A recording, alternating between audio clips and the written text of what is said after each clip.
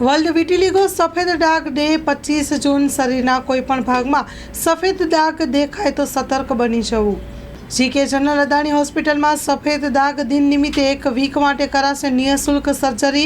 ત્વચાના નિષ્ણાતોએ જાગૃતિ માટે ઉપાયો જણાવી લક્ષણ સારવાર એ રોગ અંગે નિર્દેશ આપ્યા છે।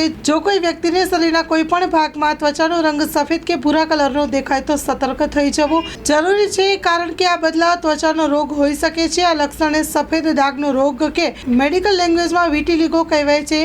જીકે જનરલ અદાણી હોસ્પિટલના ત્વચા રોગના નિષ્ણાતોએ વિશ્વમાં 25મી જૂને ઉજવતા વિટિલિગો દિવસ નિમિત્તે લોકોમાં જાગૃતિ આવે તે માટે પ્રકાશ પાડ્યો હતો। અદાણી મેડિકલ કોલેજના આસિસ્ટન્ટ પ્રોફેસર અને તબીબ ડોક્ટર જુહી શાહે કહ્યું કે આ આનુવાંશિક બીમારી છે જેમાં ચામડી ઉપર સફેદ ડાઘ થઈ જાય છે। દવાની મદદથી આછા કરીને ફેલાતા અટકાવી શકાય છે। જો કે ત્વચા ઉપર જોવા મળતા તમામ સફેદ ડાઘ વિટિલિગો હોતા પણ નથી, જેનું નિદાન માત્ર ચામડીના રોગના નિષ્ણાતો જ કરી શકે છે।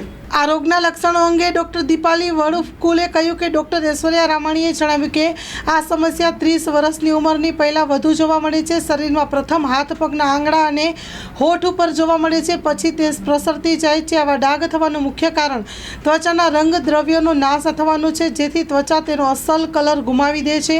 આ રોગનું પરીક્ષણ બાહ્ય નિદાનિક દેખાવ અને વુડ્સ લેબ પરીક્ષણ તેમજ સ્કિન બાયોપ્સીથી થઈ શકે છે, એમ ડૉક્ટર પ્રેરક કથરિયાએ જણાવ્યું હતું। કેટલીકવાર ભાવાત્મક તણાવ કે કોઈ મોટી બીમારી પછી આ રોગ પણ દેખાય છે। આમ તો વૈશ્વિક વસ્તીના 1% આ રોગ જોવા મળતો હોય છે। સારવાર અંગે તબીબોએ કહ્યું કે આ રોગને ફેલાતો અટકાવવા તબીબી સારવાર, સર્જિકલ થેરાપી તેમજ યુવી થેરાપી મુખ્ય છે, જે જીકેમાં ઉપલબ્ધ છે। હોસ્પિટલમાં સર્જિકલ સારવાર જેવી કે પંચ ગ્રાફ્ટિંગ, મિની પંચ ગ્રાફ્ટિંગ, મેલોનોસાઇટ ટ્રાન્સફર વગેરે સર્જરી ઉપલબ્ધ છે।